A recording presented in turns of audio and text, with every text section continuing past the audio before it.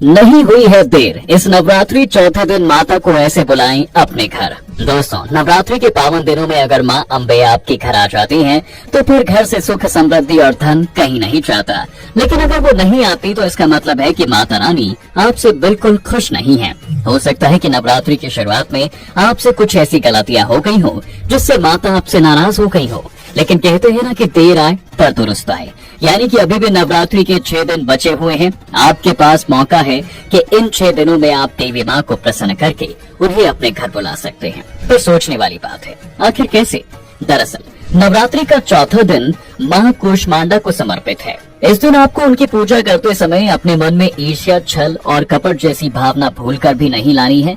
देवी कूष्मांडा की पूजा करते समय उन्हें गुड़हल या गुलाब के फूल अर्पित करें। साथ ही सिंदूर, धूप, दीप और नैवेद्य चढ़ाकर माँ का आवाहन करें। बेहतर होगा कि अगर आप इस पूजा में हरे रंग के वस्त्र धारण करेंगे, क्योंकि माँ कूष्मांडा की पूजा में हरे रंग के वस्त्र बहुत शुभ माने जाते हैं।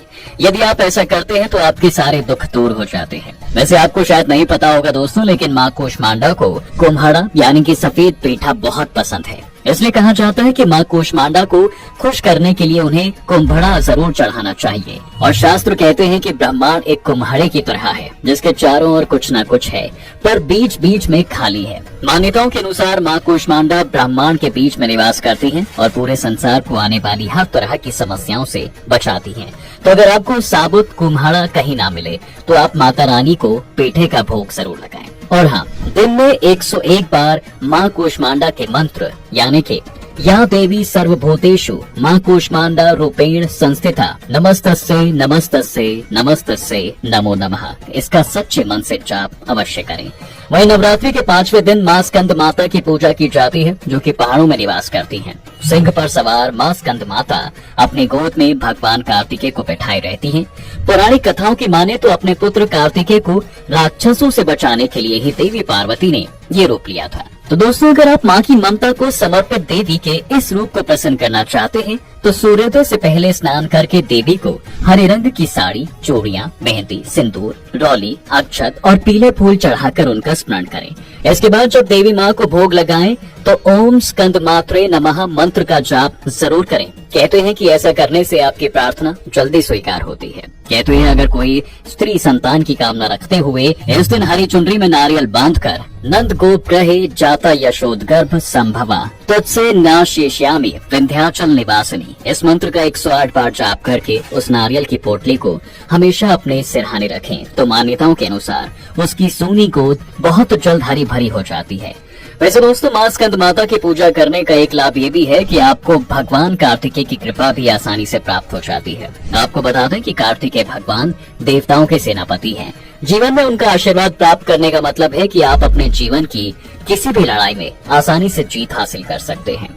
अब बात करते हैं नवरात्रि के 6ठे दिन की, जो माँ कात्यायनी का होता है। इस दिन स्नान ध्यान करने के बाद सबसे पहले कलश की पूजा करें, फिर माता कात्यायनी की पूजा करें। और हाँ, पूजा शुरू होने से पहले हाथ में फूल लेकर माता को याद करते हुए संकल्प लें। इसके बाद वो फूल माता रानी के चरणों में अर्पित कर दें। फिर कुमकुम, अक्षत, फूल और 16 श्रृंगार जैसी चीजें माँ को चढ़ाएं। इसके बाद उन्हें उनकी सबसे प्रिय चीज यानी कि शहद का भोग लगाकर देसी घी का दीपक जलाएं। फिर सच्चे मन से 108 बार या देवी सर्वभूतेषु माँ कात्यायनी रूपेणु संस्थिता नमस्तस्यै नमस्तस्यै नमस्तस्यै नमो नमः, इस मंत्र का जाप करें। इसके साथ ही नवरात्रि के 7वें दिन देवी कालरात्रि को प्रसन्न करने के लिए उनकी पूजा करें। याद रहे कि माँ कालरात्रि की पूजा करते वक्त लाल रंग के वस्त्र अवश्य धारण करें, क्योंकि ऐसा करने से देवी माँ बहुत प्रसन्न होती है। माँ कालरात्रि की पूजा करने के बाद उन्हें कृष्ण तुलसी, काली मिर्च और काले चने का भोग जरूर लगाएं। वैसे माता को गुड़ बहुत पसंद है, तो अगर आप माँ को अपने घर बुलाकर उनका आशीर्वाद प्राप्त करना चाहते हैं तो उन्हें सच्चे मन से गुड़ का भोग जरूर लगाएं। ऐसा करने से देवी माँ आपके मन और घर दोनों को ही नकारात्मक ऊर्जा से बचा कर रखती हैं। इसके साथ ही यदि आप माँ कालरात्रि के ओम देवी कालरात्राय नमः इस मंत्र का उच्चारण करते हैं तो आपका कल्याण होने से कोई नहीं रोक सकता। आइए दोस्तों बात करते हैं अष्टमी की। देखिए, जिस तरह सप्तमी तिथि को माता की शास्त्रीय विधि से पूजा की जाती है, उसी तरह अष्टमी तिथि को भी उनकी वैसी ही पूजा करनी चाहिए। इस दिन माता को लाल चुनरी अर्पित करके कन्या पूजन करना चाहिए। घर में आई कन्याएं देवी का ही स्वरूप होती हैं, इसलिए उन्हें अच्छे से सजाकर लाल चुनरी उड़ाकर हलवा, पूरी और चने का भोग लगाना चाहिए। अपने भक्तों को सुख देने वाली माँ का ध्यान करते हुए सफेद फूल हाथों में रखें और उसे माँ के चरणों में समर्पित कर दें। इसके बाद विधिवत पूजन करने के बाद हवन अवश्य करें। इसके साथ ही आखिरी दिन सुबह उठकर स्नान करके साफ वस्त्र पहने, फिर माँ सिद्धिदात्री को गंगा जल से स्नान कराकर उन्हें सफेद रंग के वस्त्र अर्पित करें। माता की विशेष पूजा में उन्हें 9 प्रकार के फल और 9 प्रकार के फूल अर्पित करने चाहिए। वहीं माता सिद्धिदात्री को पूरी, हलवा, चना, खीर और नारियल अत्यंत प्रिय है दोस्तों। ऐसे में इन चीजों का भोग लगाकर आप माता को प्रसन्न करके उनका आशीर्वाद प्राप्त कर सकते हैं। पूजन के अंत में माँ सिद्धिदात्री की आरती करें और कन्या पूजन का आनंद लें। याद रखें कि कन्या के लिए 2 से 10 साल तक की कन्या ही शुभ होती है। जी हाँ, तो दोस्तों आज की वीडियो में फिलहाल बस इतना ही। अगर आपको ये वीडियो अच्छी लगी है तो इसे ज्यादा से ज्यादा शेयर करें और लाइक करें। साथ ही कमेंट में जय माता दी जरूर लिखें।